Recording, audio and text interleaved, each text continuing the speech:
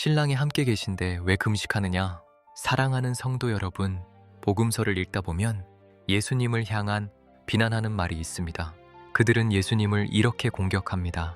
누가복음 5장 33절에서 세례 요한의 제자들과 바리새인의 제자들은 자주 금식하는데 당신과 당신의 제자들은 먹고 마신다고 말합니다. 금식을 경건의 기준으로 사람을 재단하는 것입니다. 우리들은 자주 금식하는데 당신과 당신 제자들은 금식하는 꼴을 못 보겠다는 것입니다. 그런데 우리 주님은 사과하지 않으셨습니다. 아이고 죄송합니다. 내가 잘못 가르쳤습니다. 너희들 왜 그랬어? 하지 않으셨습니다. 오히려 예수님은 제자들을 두둔하십니다. 제자들의 길을 팍팍 살리십니다.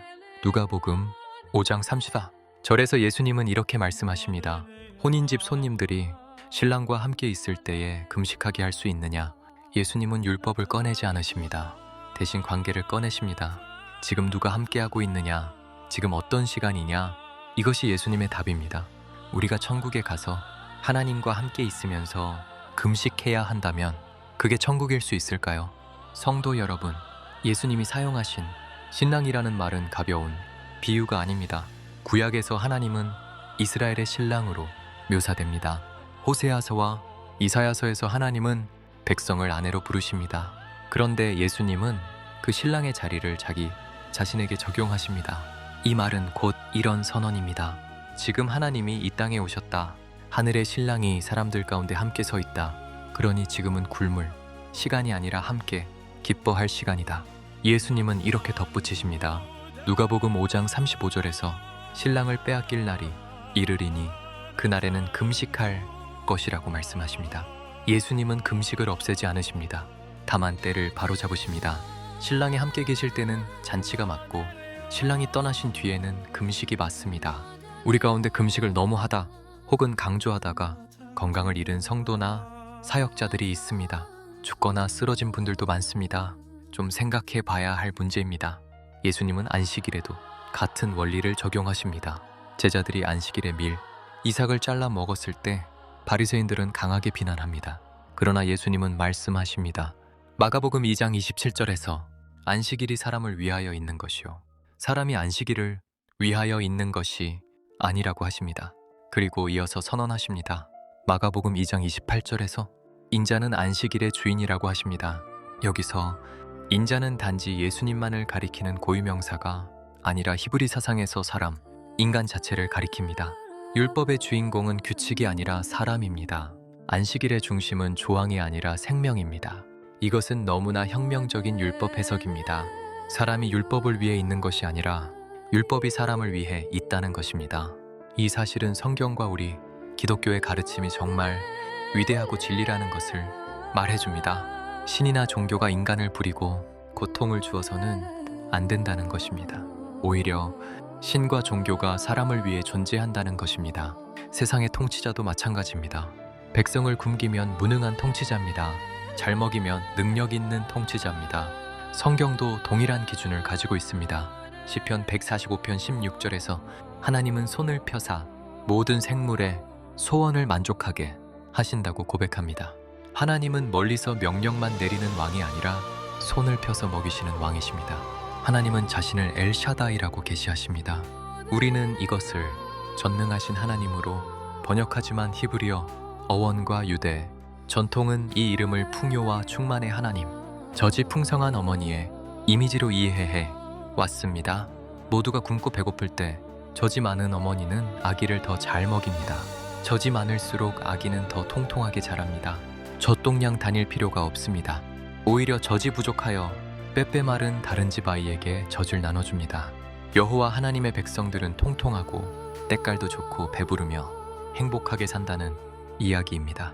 시편 23편 5절에서 하나님은 원수의 목전에서 상을 차리시는 분으로 묘사됩니다. 출애굽기 16장을 보면 이스라엘은 광야에서 굶주립니다. 그러나 하나님은 말씀하십니다. 하늘에서 너희에게 양식을 비처럼 내리리라. 백성은 하루치만 거두었고 필요한 만큼 먹었습니다. 안식일 전날에는 2배가 내려졌고 굶주림은 통치의 방식이 아니었습니다. 출애굽기 24장 10일, 저를 보면 모세와 장로들이 하나님을 보고도 죽지 않고 먹고 마십니다. 언약은 두려움으로 끝나지 않았습니다.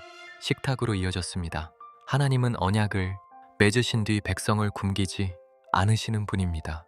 마태복음 14장 20절에서 무리가 다 배불리 먹고 남은 것이 12바구니에 찼다고 기록합니다. 이 장면은 처음이 아닙니다. 열왕기하 4장 42절부터 44절에서 엘리사가 적은 떡으로 사람들을 먹이자 그들이 먹고 남았다고 기록합니다. 예수님은 구약에 하나님이 어떤 분이신지 그대로 다시 보여주십니다. 마지막으로 이사야는 이렇게 외칩니다. 이사야 55장 1절에서 목마른 자들아 물로 나아오라. 돈 없는 자도 오라 와서 사 먹되 값도 없이 사 먹으라고 선포합니다. 하나님 나라는 자격으로 들어오는 나라가 아니라 초청으로 들어오는 나라입니다. 바리새인들과 세례 요한의 제자들은 말했습니다. 너희는 금식하는 꼴을 본 적이 없다고. 예수님은 대답하십니다. 신랑이 함께 있는데 왜 금식하느냐? 하나님이 이 땅에 오셨는데 왜 굶느냐? 경건은 굶는 것으로 증명되지 않습니다. 경건은 임재를 체험하는 것으로 증명됩니다.